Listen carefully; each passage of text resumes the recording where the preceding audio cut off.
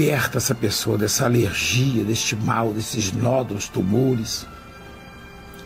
Faz milagres, Senhor. Liberta dos demônios, dos maus espíritos. Abre portas extraordinárias na vida dessa pessoa, na vida financeira, na empresa, no comércio dela. Consagra esta água e através dela restaura essa criatura. Abre as janelas dos céus sobre os dizimistas, sobre os que têm sustentado a tua obra, patrocinado a tua obra. Que todos venham prosperar, Senhor. Levanta pessoas para formar esse grupo de 100 mil pessoas que vão honrar esses dias, investindo na tua obra. Abençoa em nome do Pai, do Filho e do Espírito Santo, para a glória do Senhor. Amém. Beba da água abençoada em nome de Jesus. Graças a Deus, que Deus nos abençoe a todos. Então ele ouviu. A lei, ela permitia levar os filhos para serem escravos, tá? E o credor falou, vou levar os seus filhos então. Eles vão trabalhar para mim até pagar essa dívida.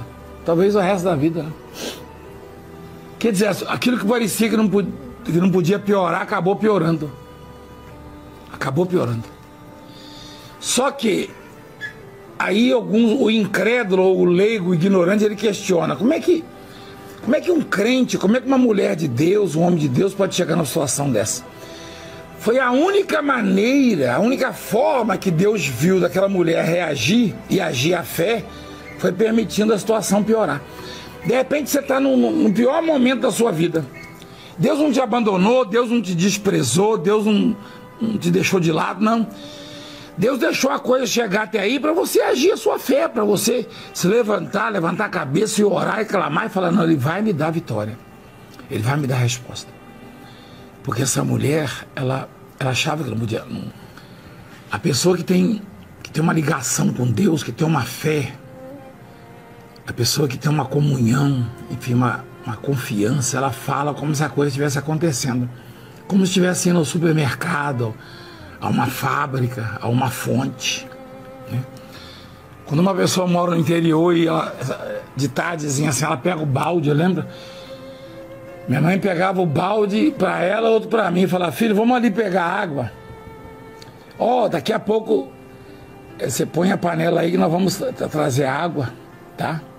Fazer o café, para fazer o jantar, né? Ou a janta, como diz lá no interior, né? Mas é interessante a convicção. A pessoa que tem uma convivência com Deus, quando ela fala das coisas de Deus, das providências, ela já fala contando com aquilo. Ela já fala como se fossem favas contadas.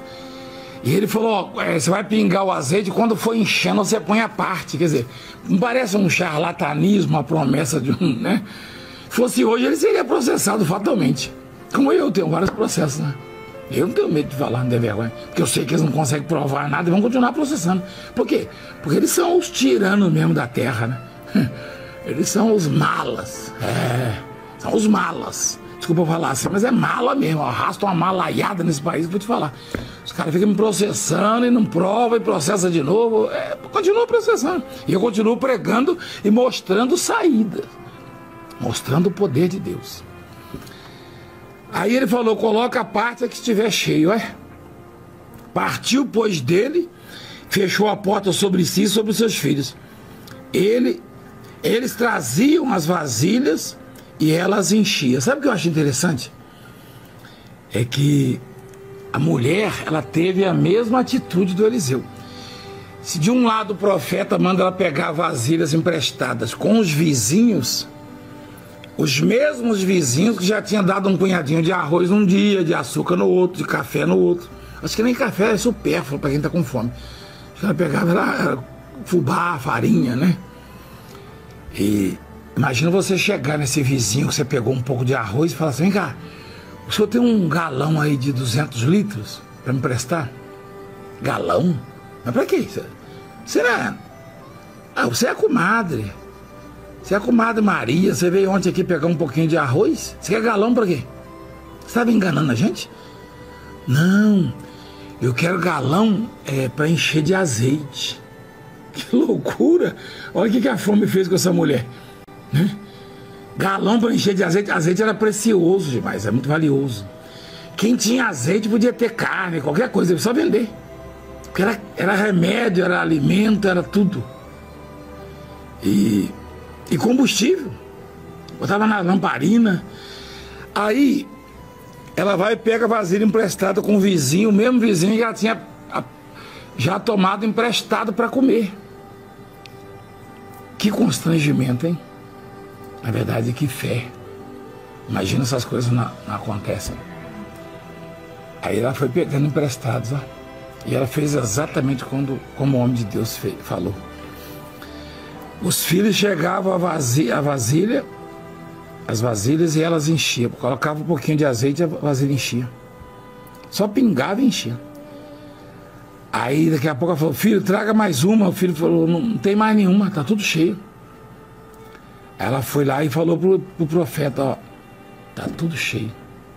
Ele falou, agora você vende uma parte, paga toda a sua dívida, e você e o seu filho. Passando para a gente falar um pouco com o nosso Senhor e Criador, Salvador, o nosso Deus Pai, Filho e Espírito Santo. Vamos orar então? Você que precisa de oração, você que precisa de saúde, prosperidade, paz. Você que precisa recobrar ou renovar a alegria da salvação. Davi, uma vez, ele orou assim, Senhor, torna-me a dar a alegria da salvação. O que significa isso? Que Davi chegou a uma fase da vida dele que ele começou a ter dúvidas da própria salvação. Né? Por isso que ele pediu, torna a dar-me a alegria da sua salvação. Que antes ele tinha alegria, a certeza da salvação. Mas como todos os homens, Davi também errou e ele perdeu a alegria da salvação. Então nós temos muitas coisas para pedir, não é verdade? Vamos orar.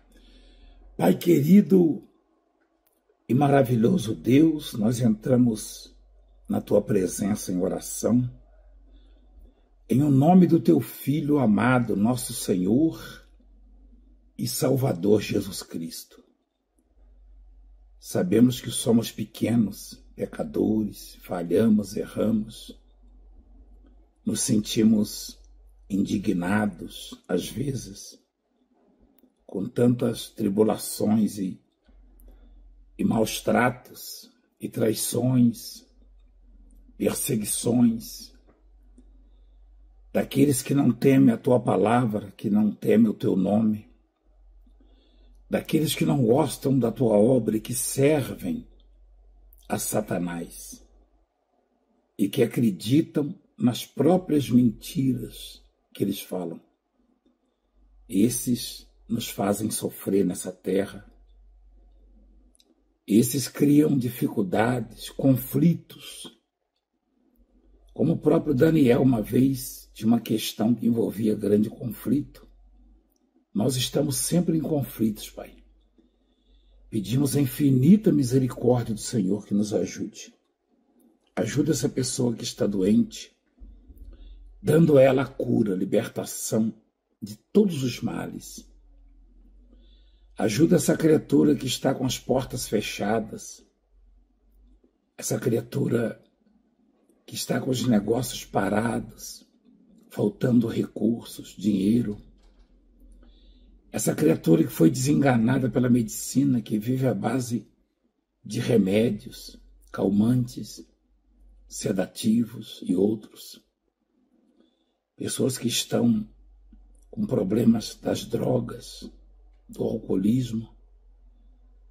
Pessoas que estão com o coração amargurado, com o coração angustiado, com depressão profunda. Pessoas que querem mudar de vida, Pai, ter paz, ter sossego. E talvez uma dívida muito alta ou um problema crônico na família, na vida conjugal, sentimental, em outras áreas. E essa criatura sabe que se o Senhor não a socorrer, se o Senhor não estender a mão, não olhar para ela, não tem como sair. Às vezes somos colocados em situações como a do Daniel mesmo, que jejuou, orou por 3 semanas inteiras e pranteou, chorou muito. E ali o Senhor o atendeu, o Senhor o respondeu, mandou a resposta com um anjo. E como ele estava afinado com o Senhor, em sintonia, ele teve a visão da resposta. Ele viu chegar a solução. Às vezes, o Senhor manda a solução e nós nem percebemos, Pai. Provavelmente o Senhor já tenha mandado a resposta, a solução, para esta criatura que clama, que ora, que espera, que chora, que continua lamentando, mas a resposta já veio. E ela não viu ainda, porque não está em sintonia, não está afinada contigo. Mostra para ela, Senhor. Porque na época do Daniel, ele teve a visão, ele viu a resposta, a solução. E os que estavam com ele também eram crentes, servos do Senhor, não viram. Temeram, fugiram, se esconderam, mas não viram. Tem muita gente orando agora, Pai, chorando. Cadê a resposta para a minha oração? Por que demora tanto? Por que Deus não me responde, não me atende? Por que Deus não me cura? Por que Deus não abre uma porta? O Senhor já respondeu, mas ela não teve a visão. Ela não consegue ver a saída, enxergar, e a saída está aí. Então dê a ela a vitória agora mesmo, Pai. Que ela veja. Faça como o Senhor fez ao servo do Eliseu. Eliseu viu a saída, Eliseu viu a proteção, Eliseu viu os aliados, viu os teus anjos. Eliseu viu o Senhor mandar o livramento, mas o servo dele não viu. Ali estava o livramento, a saída. A proteção, a tranquilidade, a garantia da integridade de vida. Mas o servo não via até que o Senhor abriu os olhos dele. Pai, abençoa os teus filhos, abençoa os bispos, as pastoras, os pastores e as missionárias, os obreiros, os membros, os frequentadores, os não membros, os não religiosos. Abençoe católicos, evangélicos de outras denominações, espíritas. Abençoa esta nação, quebranta os corações, principalmente das autoridades. Pai, guarda a tua igreja, guarda dos fraudulentos, daqueles que gostam de extorquir, de chantagear, de ameaçar. Guarda dos corruptos, dos mau elementos. Guarda, Senhor, daqueles que se opõem à tua obra, ao teu reino, ao teu evangelho. Responda com justiça, Pai, porque o Senhor é amor, mas é justiça também. Faça isso. Meu Deus, ninguém pode contender contigo. O Senhor é quem faz todas as coisas. O Senhor é quem botou o termo ao mar. O Senhor é quem guardou a luz e ninguém sabe o caminho da luz. Ninguém. Nem o caminho do vento. Pai, guarda o teu povo. Dê saúde plena. Consagra esta água. Quem beber, receba vida. Abençoa os dos 7.000 que não se dobram, multiplica 1000 vezes na vida deles. Abençoa os dizimistas, os ofertantes, os patrocinadores, multiplica na vida deles. Consagra esta água e quem dela beber receba vida. Em nome do Pai, do Filho e do Espírito Santo, para a glória do Senhor. Amém. Graças a Deus. Creia na vitória, creia no poder de Deus, na resposta. Tá bom? Deus é conosco, Deus é com você. E vamos então à palavra de Deus. Presta atenção na palavra de Deus que vamos ministrar para você agora. Um beijo no seu coração. Vai deixando o seu like aí, se inscreva no canal, avise as pessoas, tá? E compartilhe os vídeos, enfim. Ajude esta obra. E vamos em frente em nome de Jesus. Daniel capítulo 10. A visão de Daniel no rio Tigre.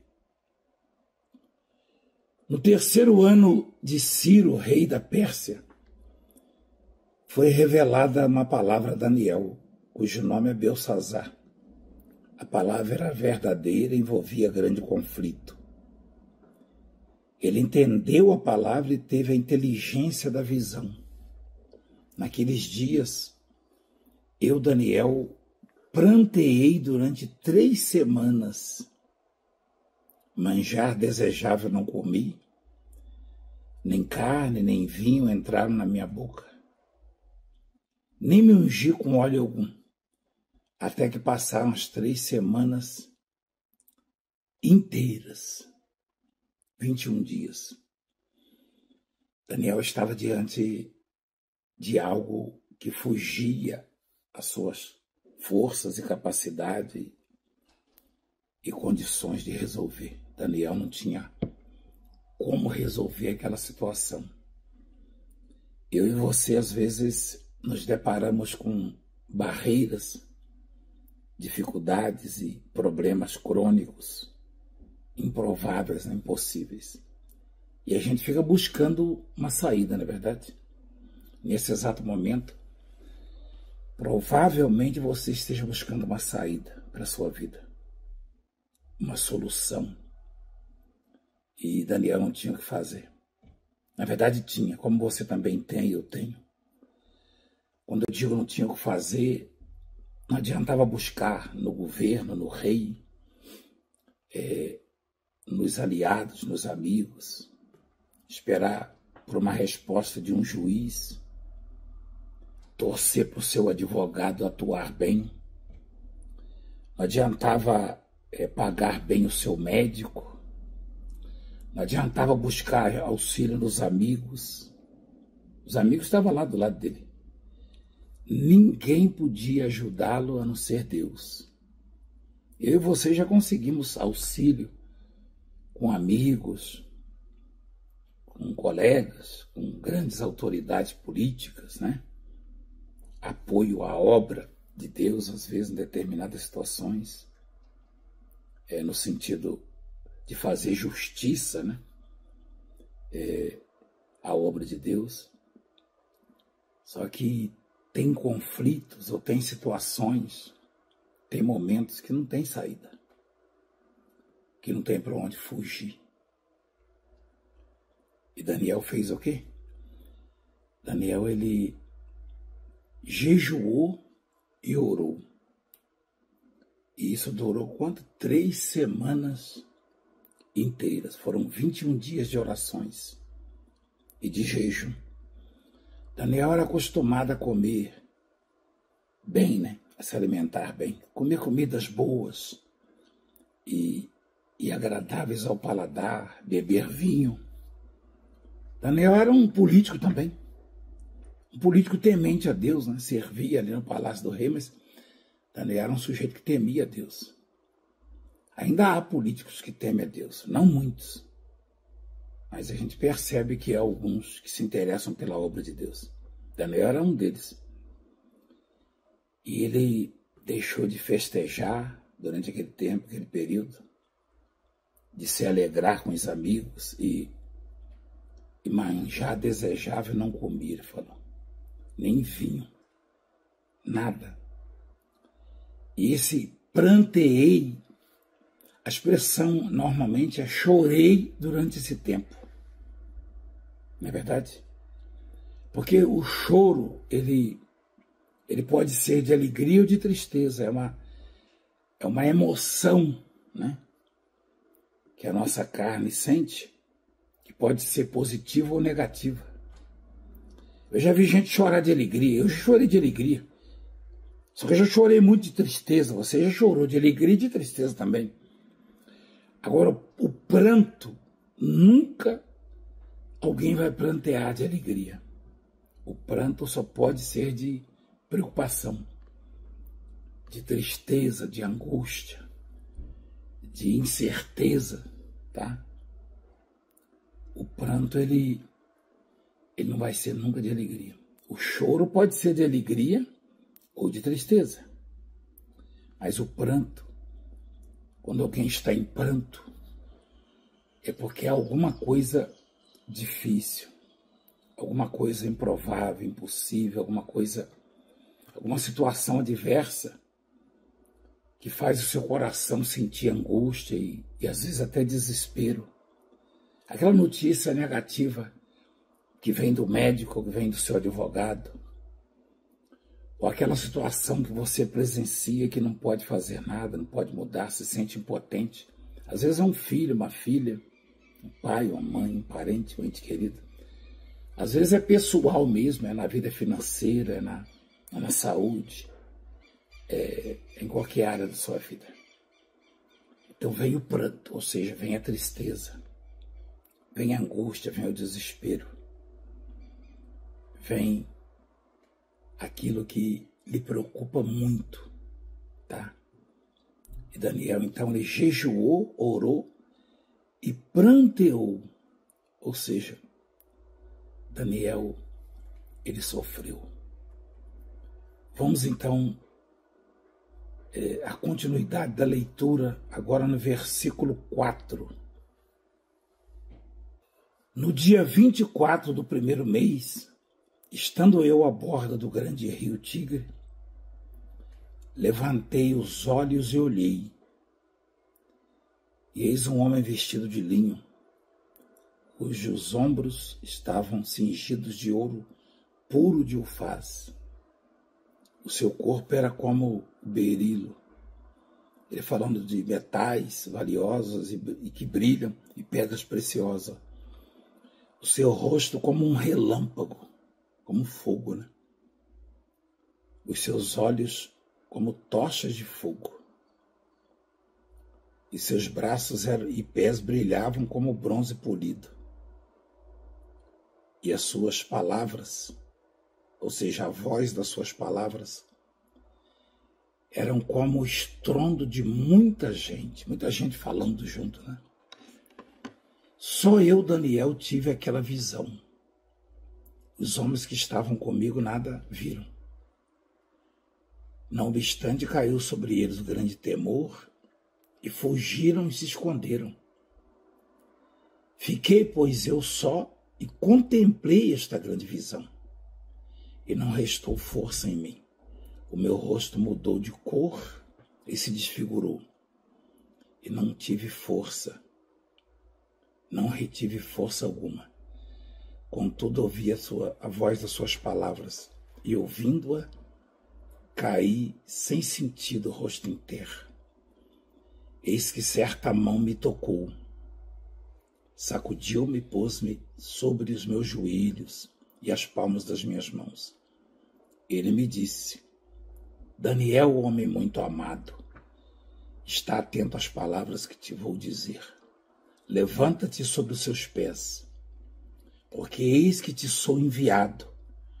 Ao falar ele comigo, esta palavra, eu me pus em pé tremendo.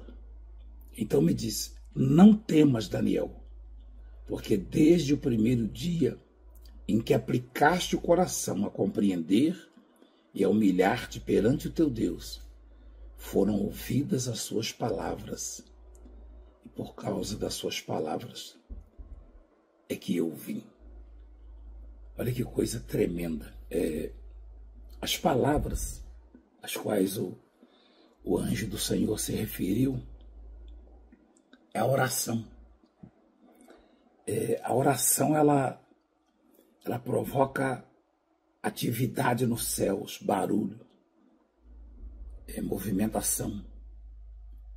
Quando nós oramos, os anjos se apresentam a Deus esperando uma ordem. E esta ordem, então, é dada e ele se apresenta em nossas vidas de alguma forma, de alguma maneira. A oração, ela move as mãos de Deus. A oração, ela faz Deus determinar, mandar, dar ordens aos seus anjos. E Daniel orava, jejuava e pranteava. E ali da companhia dos amigos, crentes, homens de Deus, Sadraque, Mesaque, Abdinego e outros hebreus e autoridades também. E quando Daniel ele estava à beira do rio, ele levantou os olhos. Olha o que ele fala. Levantei os olhos. Você consegue levantar os olhos sem levantar a cabeça? Não, você não consegue. Daniel estava triste, debilitado já. Estava cansado, estava preocupado. É isso que o jejum causa às vezes, né? Fisicamente falando. E a entrega, né? A dedicação. Daniel ficou esse tempo todo sem dormir, sem descansar, sem se alimentar direito. Ele orava e jejuava, orava e jejuava. Portanto, ele estava cabisbaixo. É um sinal típico de alguém que está preocupado, está cansado, está desesperado, desesperançado. É um sinal típico de alguém que está aflito.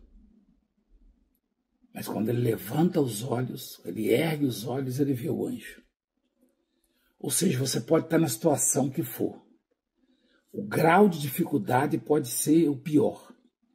Se você levantar a cabeça e erguer os olhos. O próprio Davi falou, eleva os meus olhos para os montes. Quer dizer, eu ergo os meus olhos, eu levanto a minha cabeça. De onde me vem o socorro? Vem do Senhor que fez os céus e a terra. Então o Daniel levantou os olhos e viu o anjo. E ele descreve o anjo, um representante de Deus. E o anjo fala para ele assim, não tenha medo, Daniel. Desde o primeiro dia, quer dizer, a sua oração não foi ouvida agora depois de 21 dias, depois de 3 semanas, não. Sua oração não foi atendida agora, no término do jejum, não. Na verdade, ele nem tinha terminado ainda, parado. E ele estava disposto, se a resposta não tivesse vindo com 21 dias, com 3 semanas, Daniel ia continuar orando e jejuando. Porque quem crê em Deus é assim. Quem conhece a Deus é assim. Quem espera em Deus é assim. Só para quando vem a resposta. Só deixa de orar, de jejuar, de perseverar quando vem a solução. E a solução finalmente chegou. E o anjo se refere a ele, homem muito amado. Olha que coisa linda. E ele então sossegou, né? Veio a resposta que ele queria. Era impossível, era para ele, mas para Deus não foi. Seu problema é impossível, é para você, mas para Deus não é. Os nossos problemas são impossíveis, são improváveis para nós, mas para Deus não. Então confiemos em Deus, esperemos em Deus. E domingo eu aguardo você às 9 da manhã no Brás e às 14 em Santa Amaro.